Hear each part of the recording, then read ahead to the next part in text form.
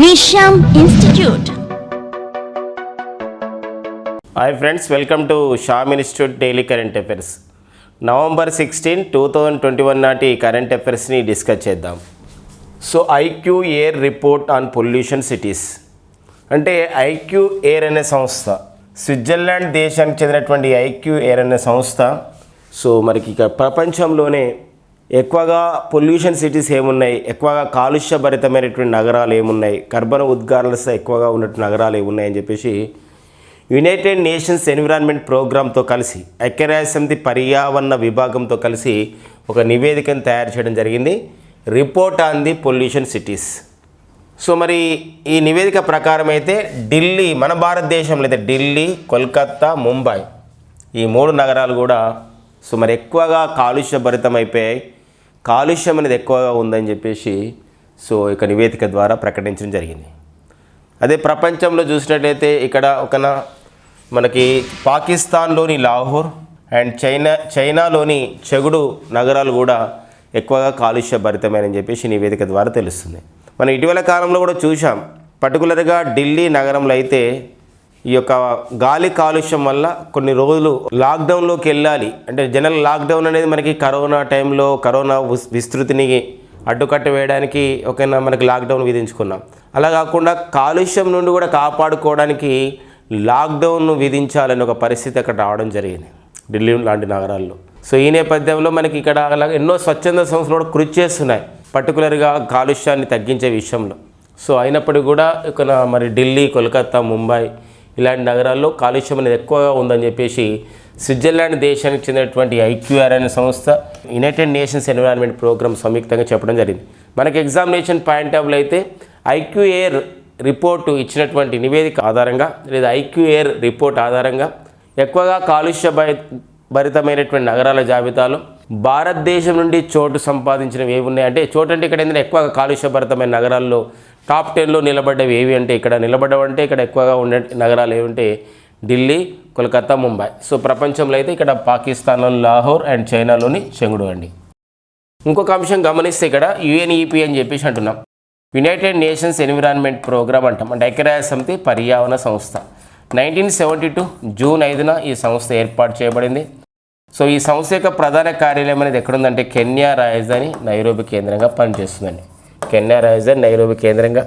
అంతేకాకుండా యుఎన్ఈపి చేపట్టబోయే కార్యక్రమాలకు తరపున ప్రచారకర్తగా పనిచేస్తున్న వారు దియా మిర్జా యుఎన్ఈపికి ఒక రాయబారిగా పనిచేస్తున్నారు. ఐక్యరాజ్యసమితి పర్యావరణ విభాగానికి రాయబారిగా దియా మిర్జా పనిచేస్తున్నారు. అంతేకాకుండా ఐక్యరాజ్యసమితి సుస్థిరాభివృద్ధి లక్ష్యాల ప్రచారకర్తగా కూడా దియా మిర్జా ఉన్నారు. అంతేకాకుండా ఐక్యరాజ్యసమితి సుస్థిరాభివృద్ధి లక్ష్యాల ప్రచారకర్తల్లో దియా మిర్జాతో పాటు పనిచేస్తున్నటువంటి బాల కార్మికుల ఉద్యమ నేత, నోబెల్ అవార్డు గ్రహీత మన భారతీయుడైనటువంటి కైలాస్ సత్యార్థి కూడా పనిచేస్తున్నారు.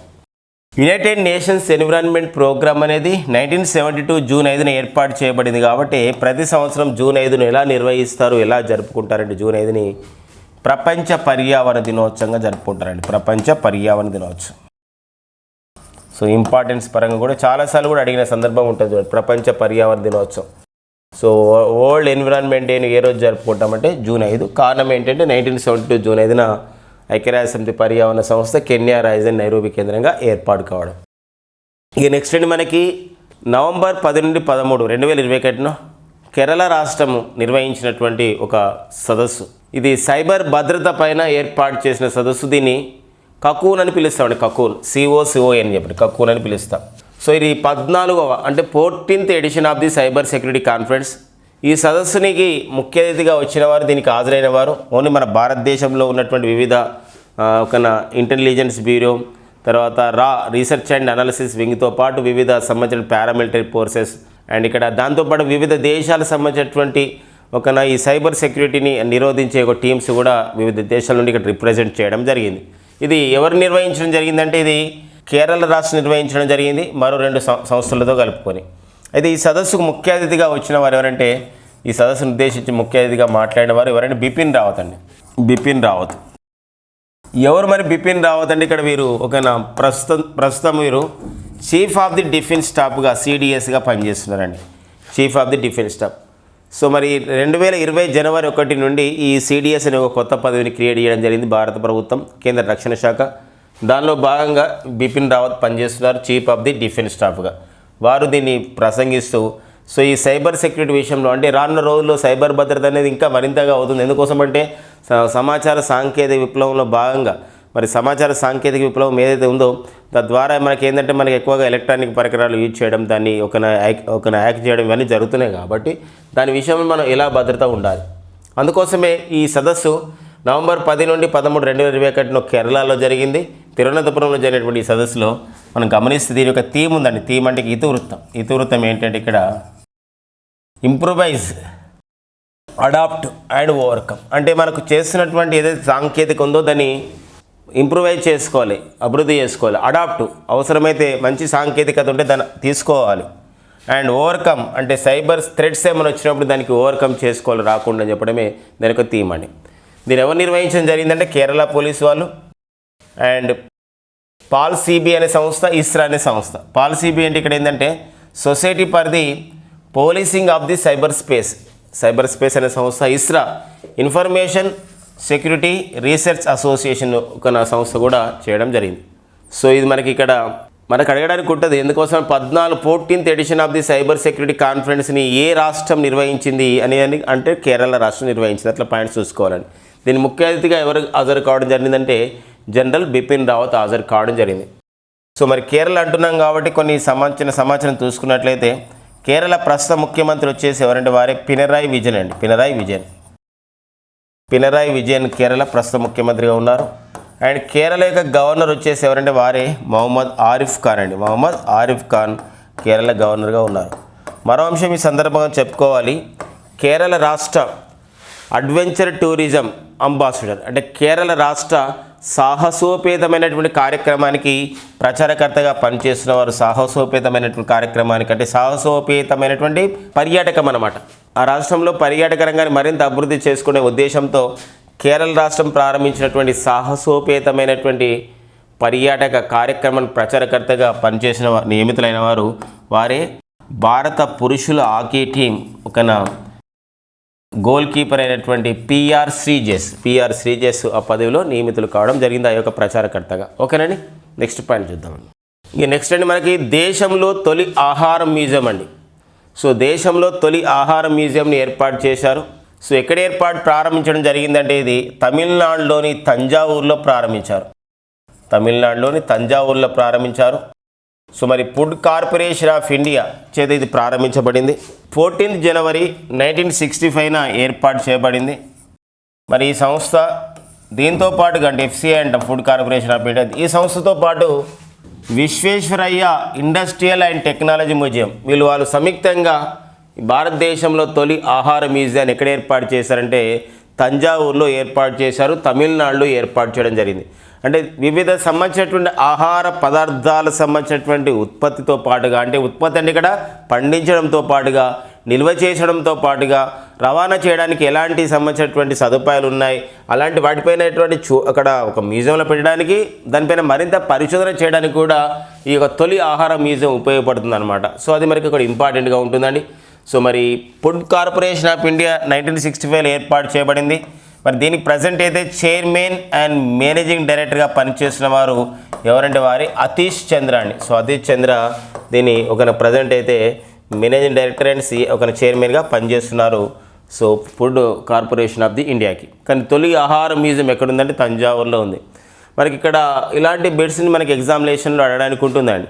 ఓకేనా, నెక్స్ట్ మనం ఒక తమిళనాడు అని చెప్పేసి అంటున్నాం కాబట్టి తమిళనాడు రాష్ట్ర ప్రస్తుత ముఖ్యమంత్రి వచ్చేసి ఒక ముత్తువేల్ కరుణానిధి స్టాలిన్ అండి. ఎంకే స్టాలిన్ వీరు డిఎంకే పార్టీకి చెందినవారు, ద్రావిడ మున్నేట్ర కజగం పార్టీకి చెందినవారు. తమిళనాడు రాష్ట్ర గవర్నర్ వచ్చేసి రవీంద్ర నారాయణ్ రవి మాజీ ఐపీఎస్ అధికారి. సో ప్రజెంట్ ఇక్కడ తమిళనాడుకి గవర్నర్గా పనిచేస్తున్నారు. నెక్స్ట్ అండి national institute of the animal biotechnology. So ఈ సంస్థ అనేది ఎక్కడ కలదంటే ఇది హైదరాబాద్లో ఉందండి. సో దీన్ని హైదరాబాద్లో ఏర్పాటు చేసింది కేంద్ర ప్రభుత్వం. మరి ఈ సంస్థకి నూతన డైరెక్టర్గా జి తారు శర్మ నియమితులు కావడం జరిగింది. ఈ national institute of the animal biotechnology ఎందుకు వార్తల్లో ఉంది, ఎందుకు ఇంపార్టెన్స్ మనకు ఉందంటే బికాజ్ ఇక్కడ ఏంటంటే ఈ కరోనా సంబంధించినటువంటి వైరస్ ఏదైతే ఉందో దానికి సంబంధించినటువంటి ఒక టీకాను మనం తయారు చేసినప్పుడు దానికి సంబంధించి కొన్ని టెస్టులు చేయడానికి ఒక వేదికగా ఇది ఉంటుందన్నమాట. నా టీకాలకు సంబంధించిన టెస్ట్ గురించి. అందుకోసమే కేంద్ర ప్రభుత్వం దీనికి ఇక్కడ ఇలాంటి ఒక అనుమతులు ఇవ్వడం జరిగింది. National institute of the animal biotechnology అనే సంస్థకి. మరి ఎలాంటి సంస్థ ఎక్కడ ఉందంటే ఇక్కడ హైదరాబాద్లో ఉంది. దీనికి కొత్త డైరెక్టర్గా ఇటీవల నియమితులైన వారు జి తారు శర్మ. సో ఇలాంటి పాయింట్స్ చూసుకోవాలండి. ఇంకొక విషయం ఏంటంటే హైదరాబాద్ కేంద్రంగా ఉన్నటువంటి చాలా సంస్థలు మనకి ఎగ్జామ్లు అడుగుతూ ఉంటాడు. National institute of the nutrition ఎక్కడ ఉంది అని చెప్పేసి అంటే హైదరాబాద్లో ఉందని. Centre for cellular and molecular biology సంస్థ కూడా హైదరాబాద్లో ఉంది. నేషనల్ జియోఫిజికల్ రీసెర్చ్ ఇన్స్టిట్యూట్ అనే సంస్థ హైదరాబాద్లో ఉంది. ప్రపంచ ప్రఖ్యాతి చెందినటువంటి ఇక్రిసాట్ అనే సంస్థ ప్రధాన కార్యాలయం కూడా ఎక్కడ కలదంటే హైదరాబాద్లో ఉందండి. ఇక్రిసాట్ అంటాం. ఇటీవల ఆఫ్రికన్ ఫుడ్ ప్రైజ్ కూడా దాన్ని రావడం జరిగింది. International crop research institute for the semi arid tropics అని చెప్పేసి అంటాం. ఇవన్నీ కూడా హైదరాబాద్ కేంద్రంగా ఉన్న సంస్థలు. వీటితో పాటుగా national institute of the animal biotechnology అనే సంస్థ కూడా హైదరాబాద్లో కేంద్రంగా పనిచేస్తుంది. నెక్స్ట్ అండి బల్వంత్ మోరేశ్వర్ పురందరే. వీరు పేరు పొందినటువంటి ఒక చరిత్రకారుడు, పద్మవిభూషణ్ అవార్డు గ్రహీత. పద్మవిభూషణ్ భారతదేశం ఇచ్చే అత్యున్నతమైనటువంటి పౌర పురస్కారాల్లో భారతరత్న తర్వాత రెండో అత్యున్నతమైనటువంటి పౌర పురస్కారం ఏంటంటే పద్మవిభూషణ్. అలాంటి అవార్డు గ్రహీత. మరి ఇతను బల్వంత మోరేశ్వర్ పురందరే మహారాష్ట్రలోని పూణేలో మరణించడం జరిగింది. వీరికి అసలు పేరు ఏంటంటే బాబా సాహెబ్ పురందరే కూడా అంటారు. ఇతని బాబా సాహెబ్ పురందరే.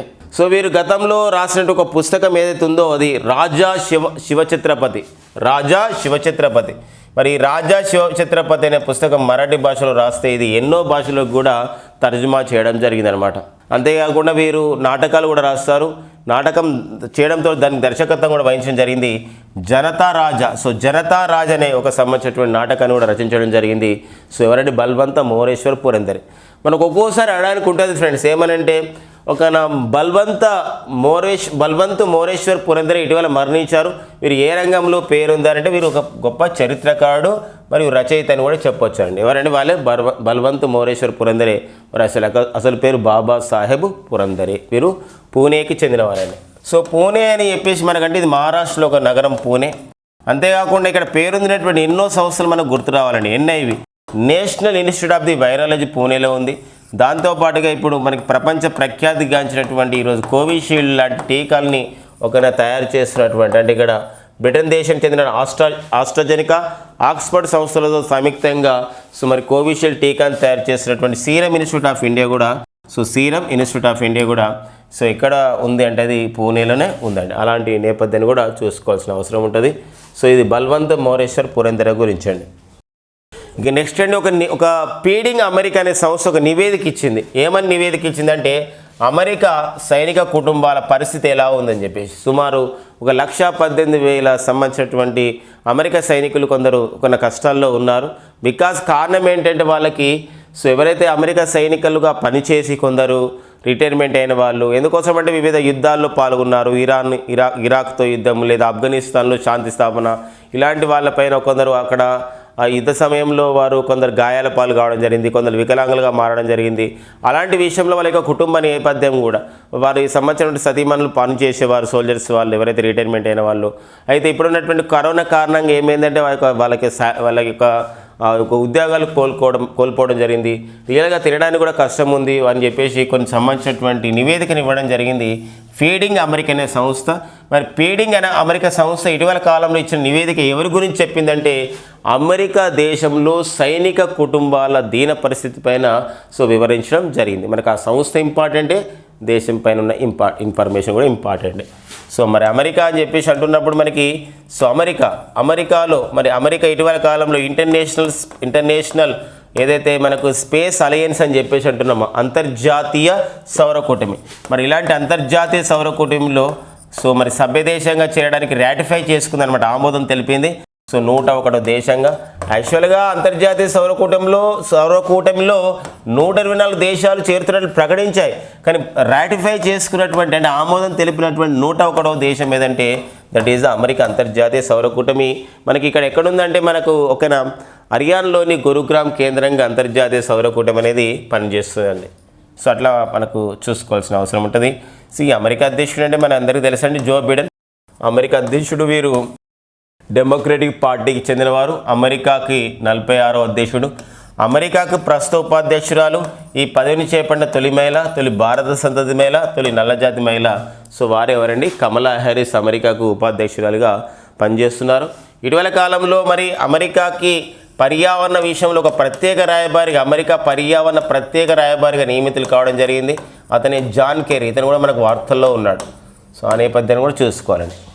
ఇక నెక్స్ట్ అండి మనకి వివిధ రాష్ట్రాల శాసనసభలు యొక్క స్పీకర్స్ యొక్క సమావేశం అనేది నవంబర్ 17 నుండి 18 వరకు జరుగుతుందండి. నవంబర్ 17 నుండి 18, 2021లో నిర్వహిస్తున్నారు. ఎక్కడ నిర్వహిస్తున్నారు అంటే ఇది సిమ్లాలో నిర్వహిస్తున్నారు. హిమాచల్ ప్రదేశ్లోని సిమ్లాలో నిర్వహిస్తున్నారండి. ఎన్నవ సమావేశం అంటే ఇది 82వ దేశంలో వివిధ రాష్ట్రాల శాసనసభల స్పీకర్ల సమావేశం లేదా సభాపతుల సమావేశం. దీనికి ఒక కారణం ఉంది, నేపథ్యం. ఎందుకోసం అంటే 1921లో సిమ్లాలో అలా సమావేశం నిర్వహించారు. అంటే స్వాతంత్రానికన్నా పూర్వమే, వివిధ అప్పుడు ప్రావిన్సెస్ అనేది కాబట్టి అక్కడ స్పీకర్ల యొక్క సమావేశం. అలాంటి సమావేశం జరిగింది. మళ్ళీ ఇప్పుడు 100 సంవత్సరాలు అవుతుంది అలాంటి సమావేశానికి. అయితే కానీ ఎన్నో సమావేశం అంటే 82, మధ్యలో కొన్ని కాకపోవడం వల్ల 82 అనే 82 పేరుతో మనం పిలుస్తున్నాం, ఇప్పుడు 82 నెంబర్తో. సో ఇది 1921లో సిమ్లా సమావేశంలో అక్కడే సభాపతుల సమావేశం జరిగింది. మళ్ళీ 100 సంవత్సరాల తర్వాత ఈ సమావేశం అదే ప్రాంతంలో జరుగుతుంది. దీనికి కొన్ని లోకసభ స్పీకర్ అయినటువంటి ఓం బిర్లా దీనికి అధ్యక్షత వహించబోతున్నారు. లోకసభ ప్రస్తుత స్పీకర్ ఎవరంటే ఓం బిర్లా. సో మనకు వివిధ రాష్ట్రాలకు సంబంధించినటువంటి స్పీకర్స్, దీనికి శాసనసభ స్పీకర్స్ హాజరు కాబోతున్నారండి ఆ నేపథ్యం. ఓకేనా? మనకి ఇక్కడ ఇంపార్టెంట్గా ఉంటాయండి ఇలాంటి పాయింట్స్. 82వ శాసనసభ స్పీకర్ల సమావేశం 2021లో ఏ రాష్ట్రం నిర్వహించిందంటే హిమాచల్ ప్రదేశ్. ఏ ప్రాంతం నిర్వహించారంటే సిమ్లాలో నిర్వహించడం జరిగింది. సిమ్లాలో తొలిసారిగా ఇలాంటి సమావేశం స్వాతంత్రానికి పూర్వమే 1921లో నిర్వహించడం జరిగిందనమాట. సో ఆ నేపథ్యం చూసుకోవాల్సిన అవసరం ఉంటుందండి. మరి హిమాచల్ ప్రదేశ్ ప్రస్తుత ముఖ్యమంత్రి వచ్చేసి జైరామ్ ఠాకూర్. హిమాచల్ ప్రదేశ్కి ప్రజెంట్ గవర్నర్గా పనిచేసిన వారు రాజేంద్ర విశ్వనాథ్ అర్లేకర్. ఎవరండి? రాజేంద్ర విశ్వనాథ్ అర్లేకర్. ఇక నెక్స్ట్ అండి మనకి kids right international children's peace prize. So మరి 2021 సంవత్సరానికి అంతర్జాతీయ బాలల శాంతి పురస్కారం అంటే కిడ్స్ రైట్స్ వాళ్ళు స్పాన్సర్ చేస్తున్నారు. ఆ ప్రైజ్ని బాలులైనటువంటి విహాన్ మరియు నవ్ అగర్వాల్కి ఇవ్వడం జరిగింది. వీరు ఈ యొక్క వ్యర్థ పదార్థాలని తగ్గించే విషయంలో, వ్యర్థ పదార్థాలని నుండి వివిధ సంబంధించినటువంటి ఇంధనాలు తయారు చేసే విషయంలో కృషి చేసినందుకు గాను జీరో వేస్ట్ ఇండియా అనే కార్యక్రమానికి గాను విహాన్ అండ్ నవ్ అగర్వాల్ అనే ఈ ఇద్దరు మన భారతీయ పిల్లలకి చిల్డ్రన్స్ పీస్ ప్రైజ్ ఇవ్వడం జరిగింది. ఈ అవార్డుని ఎవరు ప్రదానం చేయడం జరిగిందంటే 2014 సంవత్సరంలో నోబెల్ శాంతి బహుమతి పొందినటువంటి భారతీయుడు పాకిస్తాన్ చెందినటువంటి మలాలా యూసఫ్జాయ్తో కలుపుకొని పొందడం జరిగింది. సో మరి కైలాస్ సత్యార్థి ఈ అవార్డుని వీళ్ళకి అందించడం అనేది జరిగింది. సో మనకి ఇలాంటి అవార్డ్స్ పైన మనకి అడుగుతూ ఉంటాడు. మరి international children's peace prize 2021 kids right ఇచ్చినటువంటి ఈ సంస్థ ఎవరికి ఇచ్చింది? ఏ భారతీయ పిల్లలకి ఒక అవార్డుని ఇవ్వడం జరిగింది భారతీయ బాలుల కంటే? విహాన్ అండ్ నవ్ అగర్వాల్ అండి. ఇది అవార్డ్స్కి సంబంధించిన విషయంలో ఇంపార్టెంట్గా గుర్తుపెట్టుకోవాలండి. బ్రెజిల్లోని సావోపోలో అనే ప్రాంతంలో, సావోపోలో అనే నగరంలో జరిగినటువంటి బ్రెజిలియన్ గ్రాండ్ ప్రిక్స్ విజేత అండి. గ్రాండ్ ప్రీ అంటాం లేదా గ్రాండ్ ప్రిక్స్ అంటాం. ఏంటంటే ఇది ఈ గ్రాండ్ ప్రిక్స్ అన్న గ్రాండ్ ప్రీ అన్న దేనికి సంబంధించిందంటే ఇది ఫార్ములా 1 రేసింగ్ అండి. Formula 1 racing. మరి ఈ ఫార్ములా 1 రేసింగ్లో 2021 సంవత్సరానికి లూయిస్ హామిల్టన్ ఈ విజేతగా గెలవడం జరిగింది. ఒక టోర్నమెంట్లో మెర్సిడీస్ డ్రైవర్ అయినటువంటి లూయిస్ హామిల్టన్ సో ఇక విజయాన్ని నమోదు చేసుకోవడం జరిగింది బ్రెజిలియన్ గ్రాండ్ ప్రిక్స్ టోర్నమెంట్ అండి. ఇటీవల కాలంలో మెక్సికన్ గ్రాండ్ ప్రీ టోర్నమెంట్ కూడా జరిగింది. అక్కడ మనకి మ్యాక్స్ వెర్స్టప్పన్ విజేతగా నిలిచాడు. అయితే ఈ Lewis Hamilton Mercedes driver. And ఇంకొక విషయం ఏంటంటే లూయిస్ హామిల్టన్ పైన మరో ఇంపార్టెంట్ ఇన్ఫర్మేషన్ ఉంది. ఏంటంటే ఇతను ఇప్పుడు 100కు పైగా గ్రాండ్ ప్రిక్స్ టైటిల్ సాధించడం జరిగింది. ఫార్ములా 1 రేసింగ్లో 100కు పైగా గ్రాండ్ ప్రిక్స్ టైటిల్ సాధించినటువంటి క్రీడాకారుడు ఫార్ములా 1 రేసర్ ఎవరంటే లూయిస్ హామిల్టన్.